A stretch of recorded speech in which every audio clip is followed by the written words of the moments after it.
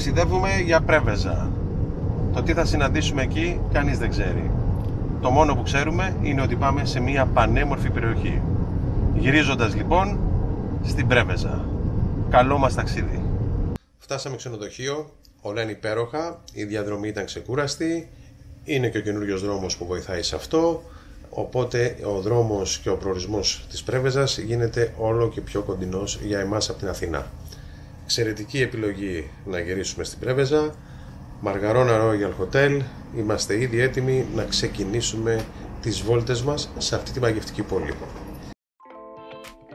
Φύγαμε από το ξενοδοχείο και το πρώτο πράγμα που θέλαμε να κάνουμε ήταν μία βουτιά στην πιο ασφαλή παραλία 26 χιλιόμετρων που υπάρχει στην Ευρώπη. Απολαύσαμε το μπάνιο μας στα καταγάλανα νερά του Ιωνίου και όταν ήρθε η ώρα για το ηλιοβασίλεμα, εκεί δεν υπάρχουν λόγια για να σας το περιγράψω. Από την παραλία φύγαμε αργά το βράδυ και πήγαμε κατευθείαν ξενοδοχείο. Γιατί νωρίς το πρωί θα ξεκινάγαμε το οδηπορικό μας για την Πρέβεζα. Πρωινό ξύπνημα λοιπόν, απολαμβάνοντας την καλύτερη θέα, το αρχαίο λιμάνι της Νικόπολης, στην περιοχή Βαθύ Μαργαρώνας. Σήμερα αυτός ο όρμος είναι ένα σπάνια αισθητικής αξίας υγροβιότοπος, ένα πολύτιμο βιβάρι.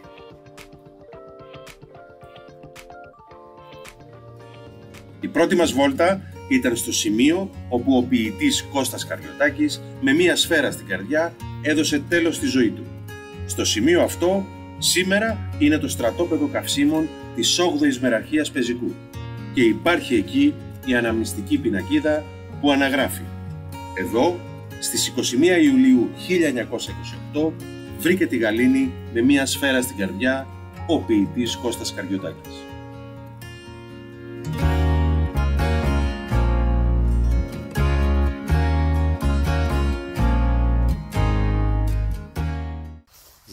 Ζηλεύουμε. Στα καλύτερα σας έχω. Δεν μπορείτε να φανταστείτε τι εικόνα είναι αυτή που βλέπω. Πίστευτε. Η Νικόπολη υπήρξε σημαντικό εμπορικό κέντρο της Ρωμαϊκής περίοδου. Ιδρύθηκε από τον Οκταβιανό για τη νίκη του ενάντια στον Αντώνιο και την Κλεοπάτρα. Εξού και το όνομά της. Νίκη, πόλη. Η ίδρυσή της από τον πρώτο Ρωμαίο αυτοκράτορα Οκταβιανό Αύγουστο σηματοδοτεί ένα κομβικό σημείο της παγκόσμιας ιστορίας, τη νίκη του στην ναυμαχία του Ακτίου στις 2 Σεπτεμβρίου του 31 π.Χ. Η Νικόπολη, στη μακρά ιστορική της διαδρομή, γνώρισε τον μετασχηματισμό του αρχαίου κόσμου με την επικράτηση του χριστιανισμού. Είδατε που σας φέρνω. Παλαιοχριστιανικά τείχη της αρχαίας Νικόπολης. Ένας χώρος που μόνο που τον πλησιάζεις, μαγεύεσαι. Αυτά τα πράγματα μόνο αν έρθετε στην Πρέβεζα θα μπορείτε να τα απολαύσετε. Αυτός ο χώρος είναι ο τρίτος στην Ελλάδα σε επισκεψιμότητα. Το οδείο είναι από τα σημαντικότερα και καλύτερα διατηρημένα μνημεία της Νικόπολης. Είναι στο κέντρο της πόλης, στην δυτική πλευρά του παλαιοχριστιανικού τείχους και συνορεύει με τη Ρωμαϊκή Αγορά. Σε αυτό πραγματοποιούνταν ομιλίες, φιλολογικοί και μουσικοί αγώνες, αλλά και θεατρικές παραστάσεις κατά τη διάρκεια των νέων ακτίων. Τα παλαιοχριστιανικά τείχη της Νικόπολης είναι από τα πλέον σημαντικά σύνολα οχυρωματικής αρχιτεκτονικής της Νοτιού Βαλκανικής. Ανοικοδομήθηκαν ενσωματώνοντας τμήμα των ρωμαϊκών τειχών και λαμβάνοντας υπόψη τον ρωμαϊκό πολεοδομικό ιστό. Τα τείχη, με περίμετρο περίπου 2.072 μέτρων, έχουν τραπεζιόσχημη κάτωψη και είναι ενισχυμένα με πύργους. Μέρη μαγικά, μέρη τα οποία πολλοί Έλληνες δεν έχουμε καταφέρει να έρθουμε να τα δούμε, διότι δεν είχαμε την ευκαιρία, δεν είχαμε τα χρήματα. Θα μου πείτε τώρα γιατί ρε Λευτέρη Πρέβεζα? Πολύ απλά. Έχει έναν άξιο δήμαρχο, τον κύριο Γεωργάκο, και έναν άξιο σύμβουλο για την επικοινωνία και την προώθηση αυτής της πόλης, τον Δημήτρη τον Γερογιάννη. Αυτή ήταν η επιλογή για να μπορέσω να είμαι σήμερα στην Πρέβεζα και να σας δείξω όλα αυτά τα μαγικά σημεία. Και δεν είναι μόνο αυτά. Αυτή είναι ακόμα η αρχή. Έχουμε ακόμα να δούμε πολλά πράγματα.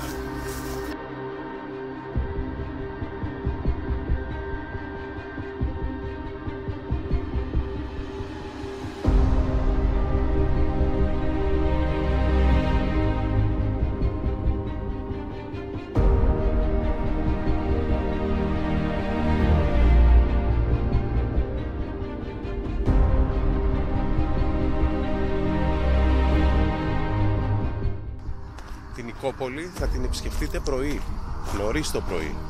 Αφήστε τα δεν μπορώ να ξυπνήσω και θέλω να κοιμηθώ λίγο ακόμα. Πρωί, αυτή η μαγεία μόνο πρωί μπορείς να την απολαύσεις και χωρίς πολύ κόσμο.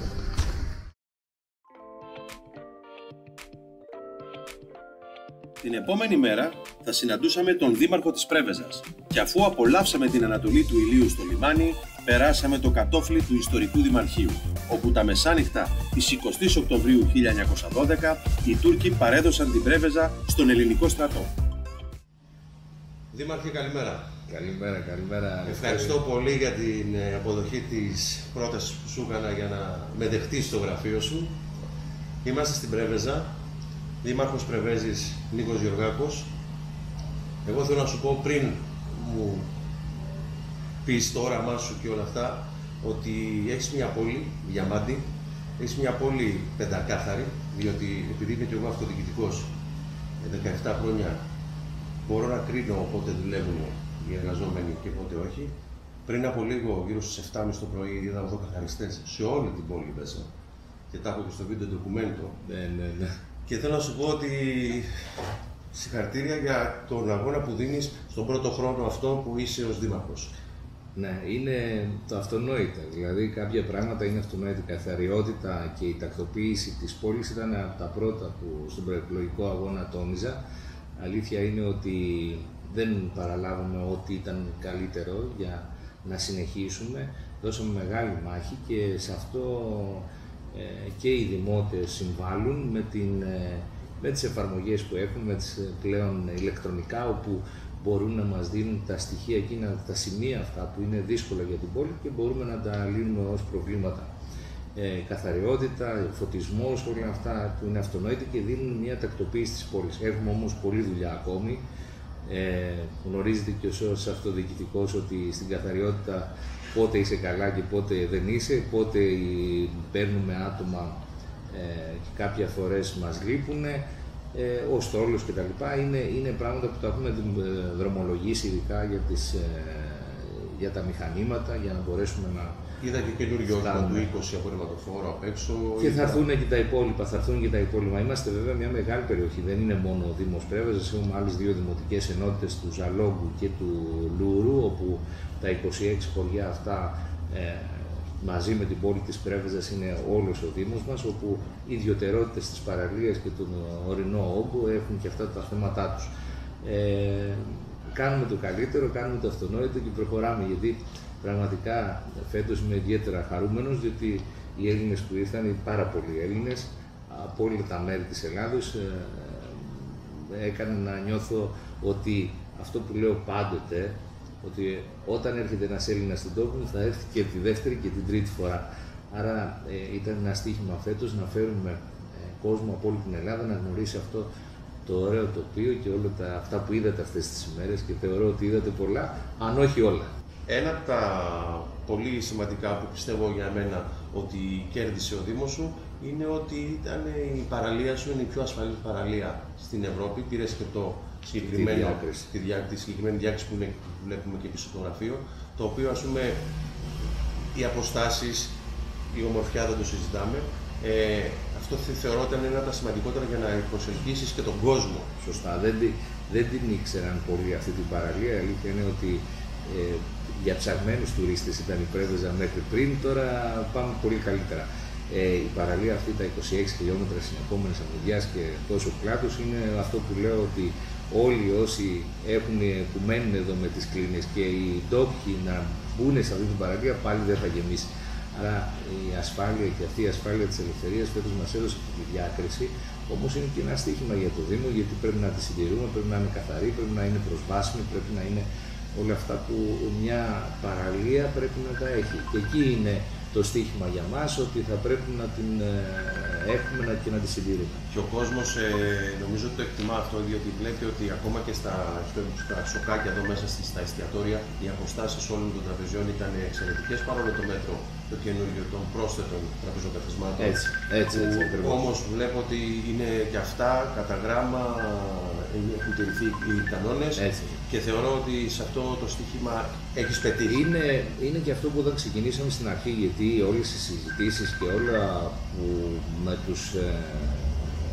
τους ξενοδόχους και με τους μαγαζάτορες έγιναν οι κατάλληλες συναντήσεις, κάναμε τα σεμινάρια στην αρχή, είδαμε το πώς πρέπει να κινηθούμε και πραγματικά τα εφαρμόσαμε. Γι' αυτό είχαμε και τα λιγότερα κρούσματα. Έτσι.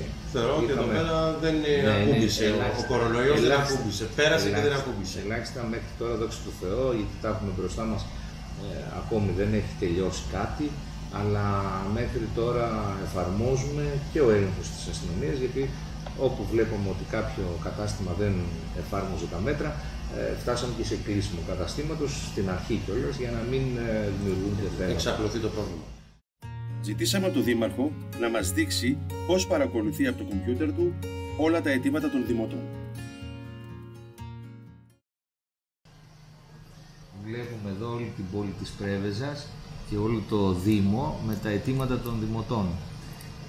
Σε κάθε σημείο μπορεί να υπάρχει ένα πρόβλημα το οποίο πρέπει να επιληθεί άμεσα, πολλά σκουπίδια μαζεμένα, κίνδυνος δημόσιας υγείας. Αυτό τώρα χρεώνεται στον αντίστοιχο υπάλληλο της καθαριότητας και την επόμενη μέρα ή τις επόμενες 2-3 μέρες πρέπει να υλοποιηθεί. Ξεκινήσαμε εδώ και 3 μήνες. Από τον πίνακα ελέγχου βλέπουμε ότι στα 1172 αιτήματα έχουμε επιλύσει το 50%. Είμαστε για αρχή πολύ καλά και τα προβλήματα που έχουν οι δημότες ως συχνά αιτήματα είναι, όπως βλέπετε, το φωτισμός. Ο φωτισμός είναι η κατηγορία αιτημάτων όπου ο δημότης νιώθει ότι πρέπει να έχει την ασφάλεια, γι' αυτό και η καμένη λάμπα είναι καταρχήν αυτό που θέλει, ο φωτισμός και τα λοιπά. Και βλέπουμε πώς επιλύονται και βέβαια ο έλεγχος από τον Δήμαρχο γίνεται για όλα τα τμήματα μέσα από τα αιτήματα και ο χρόνος επίλυσης είναι αυτό που είναι το στοίχημα για μας. Τι άλλο βλέπεις ότι σου ζητάει ο πολίτης? Καθαριότητα, φωτισμό, η λακκούβα δεν σταματάει. Η λακκούβα την έχουμε, έτσι. Η λακκούβα την παντρεύτηκα. Πάντοτε υπάρχει. Υπάρχουν όμως και δυνατότητες και κάποιες ιδέες και κάποια, έτσι, ο δημότης που μπορεί, το βλέπει στην καθημερινότητα και αναπεριοχή του, που μπορούμε να βελτιώσουμε την κατάσταση. Είναι αυτό που από την αρχή έλεγα, ότι δεν μπορεί ένας αντιδήμαρχος να τα κάνει όλα. Εάν οι υπηρεσίες δεν δουλεύουν και αντίστοιχοι αρμόδιοι υπάλληλοι που στην ειδικότητά τους ο καθένας θα μπορέσει να δώσει αυτό που γι' αυτό διορίστηκε, έτσι, και ο έλεγχος, δεν μπορεί ένας αντιδήμαρχος να κάνει όλα. Είχαμε συνηθίσει εδώ στην Πρέβεζα οι αντιδήμαρχοι να τρέχουν από το πρωί μέχρι το βράδυ και ένας άνθρωπος δεν μπορεί να τα κάνει. Μεγάλη επίγωνα σχέδια, πράγματα που θες να αλλάξεις ή να ξεκινήσεις σε αυτή την τετραετία, γιατί όλοι γνωρίζουμε ότι στο ελληνικό δημόσιο δεν πάνε και όλα τρέχοντας. Είναι πάρα πολλά. Καταρχήν τακτοποιούμε λίγο το σπίτι μας. Πρέπει να τακτοποιήσουμε τις υπηρεσίες μας. Πρέπει να δουλεύει το ένα τμήμα το άλλο, γιατί είναι μια αλυσίδα. Αν το ένα τμήμα δεν δουλέψει, τότε δημιουργούνται προβλήματα. Άρα τακτοποιούμε λίγο το σπίτι μας, τακτοποιούμε λίγο το εργοτάξιό μας, τα μηχανήματα κτλ. Τους χώρους μας, και από εκεί και πέρα σχέδια για το Δήμο είναι πάρα πολλά. Έχουμε ένα φυσικό πλούτο, τον ανθρακικό, που μπορούμε να ενταχθούμε σε πάρα πολλά προγράμματα. Έχουμε το παραλιακό μέτωπο με μια αξιοποίηση της περιουσίας μας του Δήμου, όπου και τουριστικά αλλά και με άλλες και με παρεμβάσεις μπορεί να γίνει μια πλήρη αξιοποίηση της περιουσίας μας. Έχουμε την αρχαία Νικόπολη, όπου ξεκινάμε με το φάκελο για την ολοκλήρωση της διαδικασίας της ένταξης του UNESCO στην Παγκόσμια Μνημεία. Άρα μόνο 3 σημεία αυτά είναι αρκετά για να δώσουν και τα υπόλοιπα, έτσι ώστε να προχωρήσουμε έτσι σε έναν άλλον Δήμο και σε άλλη μια κατάσταση. Και για να σε αφήσω να δουλέψεις, γιατί σε βλέπω ότι είσαι εδώ από τις 7 η ώρα το πρωί, με τον νόμο του Πλεισθένη, πώς τα έχεις καταφέρει ή δεν τα έχεις καταφέρει ακόμα? Ευτυχώς ο υπουργός μας, ο κ. Θεοδωρικάκος, ήταν αυτός που από την αρχή πίστεψε και πίστεψε τους αυτοδιοικητικούς. Εξάλλου βγήκε και η Νέα Δημοκρατία με αυτό, ότι θα αλλάξουμε τον νόμο για να μπορέσει να υπάρχει η κυβερνησιμότητα στους Δήμους. Ήταν δύσκολα στην αρχή, σίγουρα ήταν δύσκολα, όμως μέσα από τις επιτροπές, από την Οικονομική Επιτροπή που κυρίως περνάμε πολλά θέματα, μας λύνει λίγο τα χέρια. Βέβαια τα δημοτικά συμβούλια είναι δημοτικά συμβούλια, υπάρχει και το πολιτικό, υπάρχει και το τοπικό. Προσπαθώ πάντοτε με ευρεία συνένεση να περνάω όλα τα θέματα και το έχω καταφέρει στο 90% των θεμάτων. Άρα θεωρώ ότι δεν σε επηρέασε πάρα πολύ ο νόμος του Κλεισθένη. Εγώ θέλω να σε ευχαριστήσω για τον χρόνο σου. Θέλω να σου δώσω να σου ευχηθώ να είσαι πάντα γερός και πάντα απλός. Αυτό είναι. Γιατί η καρέκλα δεν είναι παντοτινή. Η απλότητα, γιατί ουσιαστικά είναι ένας δήμος των 33.000 περίπου δημοτών, όπου οι δημότες επισκέπτονται καθημερινά τα γραφεία, γιατί δεν είναι από τους μεγάλους δήμους όπου υπάρχει απρόσωπος δήμαρχος. Εδώ θα δείτε σε λίγη ώρα, θα έρθουν και οι δημότες, θα πούνε το πρόβλημά τους, τους δέχομαι. Είναι αυτά που η περιφέρεια τα έχει τα καλά της και τα κακά της. Τέλεια. Σας ευχαριστώ πάρα πολύ. Και εγώ. Μετά τη συνάντησή μας με τον Δήμαρχο κύριο Γεωργάκο, μας περίμενε η Αμβρακικός Κρούιζες για μια ονειρεμένη βόλτα στα νερά του Αμβρακικού. Οι Αμβρακικός Κρούιζες είναι μια οικογένεια ψαράδων που ζουν από τη θάλασσα. Ο καπετάν Γιάννης, πατέρας της οικογένειας, έχει για πλήρωμα τα δύο του παιδιά, τον Δημήτρη και την Κατερίνα. Ο Δημήτρης λύνει τους σκάφους και η βόλτα μας στον Αμβρακικό μόλις ξεκίνησε.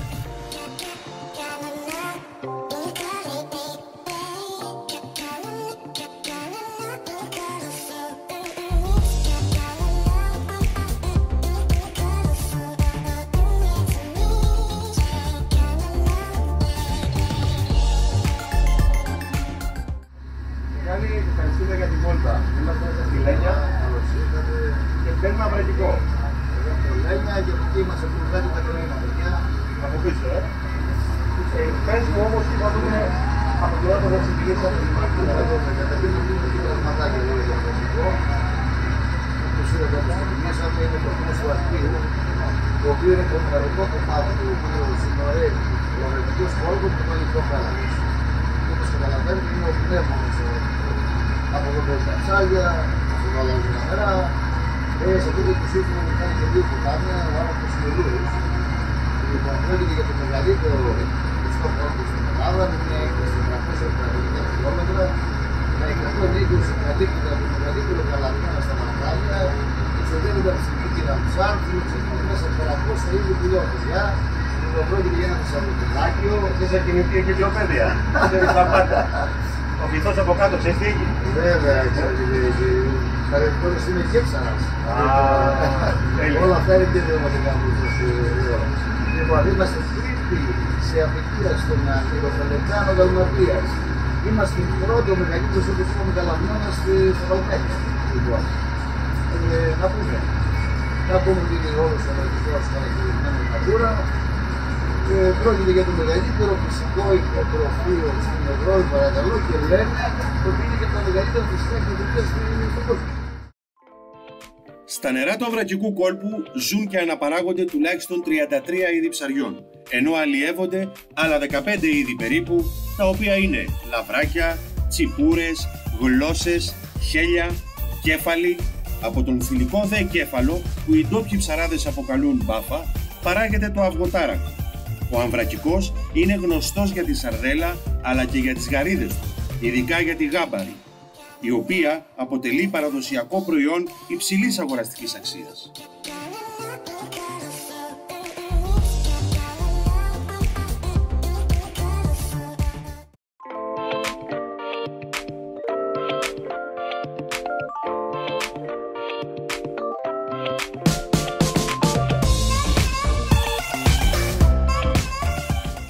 Καπετάν Δημήτρη, πώς πάει μέχρι τώρα η κρουαζιέρα μας? Εγώ θα μιλήσω σμούτσος, γιατί για καπετάνης δεν ξέρω αν ξέρω. Εγώ σε είδα ότι είχες πάρει και πόζα, κοίταγες, έβλεπες Είχες ακριβώς το στυλ του καπετάνιου.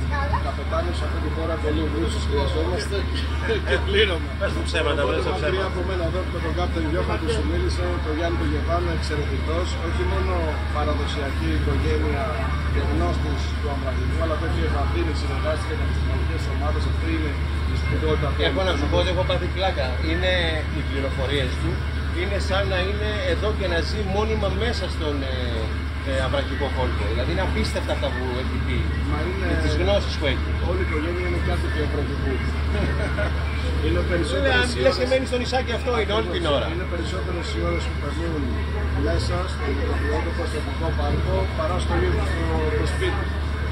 Η μαγεία όμως είναι όπως την διαπιστώνει σιγά σιγά. Μέσα είμαστε τώρα στην εξέλιξη αυτής της εμπλό βόλτας, αναμένοντας λίγο τα δελφινάκια, τους θαλάσσιους φίλους.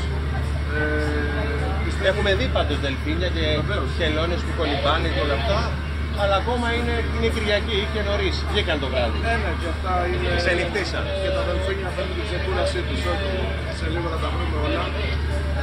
Πάντως για εμάς όλους, εδώ πραγματικά όνειρό μας, όραμά μας και ουσιαστικά στόχος μας, γιατί αυτή η δουλειά γίνεται κατά κάποιο τρόπο για την ανάδειξη του τόπου, αλλά δεν είναι μόνο η θέμα της ανάδειξης, είτε η οικονομική ουσιαστικά πτυχή. Είναι πάνω απ' όλα η γνώση και η εκπαίδευση των νέων της νέας γενιάς. Και αυτό προσπαθούμε σιγά σιγά να ενοποιήσουμε όλες τις ανομφιές της Υπήρου. Εμένα με ακούς συχνά λέω Πρέβεζα ή άλλη Ήπειρος, γιατί πραγματικά είναι η θαλάσσια πλευρά και μαζί με την δραστηριότητα που έχουμε όλη αυτή τη γραμμή και τα γνωστά σύνορα και αυτά. Αλλά εμείς ερχόμαστε τώρα σαν μια νέα δυναμική πρόταση. Προσπαθούμε ουσιαστικά να αξιοποιήσουμε όλον αυτόν τον πλούτο, ο οποίος συνδυάζεται, γιατί εδώ μιλάμε περιβάλλον αμβρακικό, μιλήσαμε για παραλίες και έχουμε και το θρησκευτικό και τον ιστορικό με την αρχαία Νικόπολη, την αρχαία Κασιόπη, πάρα πολλά μνημεία. Ο θρησκευτικός με πολλές μονές, εκκλησίες όπως του Αγίου Χαραλάμπους που θα πάμε, του Αγίου Αθανασίου, μονές, πολύ όμορφες μονές όπως η Αβάσου, ορεινό, και έχουμε οπωσδήποτε και το επίσης άλλο κομμάτι που θέλουμε να δουλέψουμε πάρα πολύ, το γαστρονομικό με τα προϊόντα. Αυτό ήδη το μυρίζουμε το γαστρονομικό. Ήδη η μυρωδιά έρχεται από τον Κάπτεν Γιάννη. Κοίτα, η γαρίδα δεν κρύβεται. Και δηλαδή η γάμπαρη ιδιαίτερα του αμβρακικού, η σαρδέλα, τα προϊόντα εδώ, τα φρέσκα ψάρια που εδώ πέρα όλοι οι ψαράδες τροφοδοτούν σε πολύ καλές τιμές όλα τα τοπικά εστιατόρια. Είχαμε την ευκαιρία και μαζί να τα δούμε. Πολύ καλές παραγωγές. Θα ξέρετε ότι ο νομός του Τεπέτσου, νομίζω είναι τρίτος στην παραγωγή, δεύτερος χοιρινού. Επίσης έχουμε πάρα πολύ καλά προϊόντα γης, εξαιρετικό ελαιόλαδο, με λαδοελιά Πρέβεζας, εξαιρετική πασίγνωστη, δηλαδή σε όλες τις λαϊκές, ακόμα και στην Πετέλη να πας που είσαι, θα δεις ντομάτα Πρεβέζης. Εννοείται. Ντομάτα Πρεβέζης είναι φημισμένη. Και επειδή εμείς λατρεύουμε το κρέας οι δύο, γιατί είμαστε της διατροφής, θα απολαύσουμε σε λίγο και το φρούτο, που είναι κουψαράκι. Το φρούτο, προβατίνα το βράδυ. Ένα απειλούμενο είδος που διαχυμάζει στην περιοχή είναι η θαλάσσια χελώνα καρέτα-καρέτα, που προστατεύεται αυστηρά. Η ευρύτερη περιοχή του αμβρακικού κόλπου λειτουργεί ως σημαντικό διατροφικό πεδίο για τις θαλάσσιες χελώνες. Το πιο χαρακτηριστικό θαλάσσιο θηλαστικό του κόλπου είναι το ρινοδέλφινο. Υπάρχουν περίπου 150 ρινοδέλφινα. Το ιδιαίτερο χαρακτηριστικό τους είναι ότι κατοικούν στον αμβρακικό κόλπο μόνιμα, χωρίς να έρχονται σε επικοινωνία με τον πληθυσμό του Ιωνίου και εξαιτίας αυτού του γεγονότος παρουσιάζουν μοναδική συμπεριφορά και οικολογία.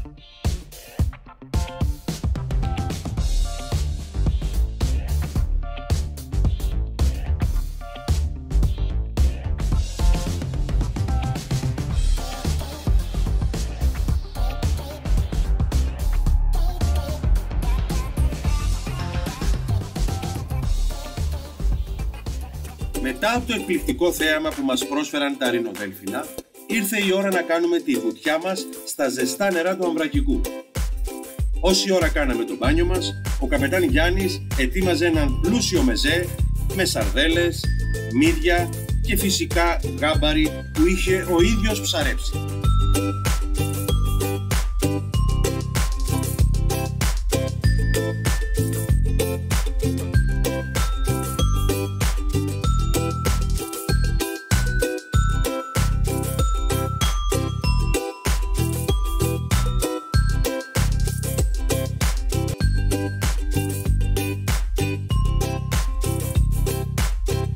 Επιστρέψαμε στο λιμάνι της Πρέβεζας αργά το απόγευμα.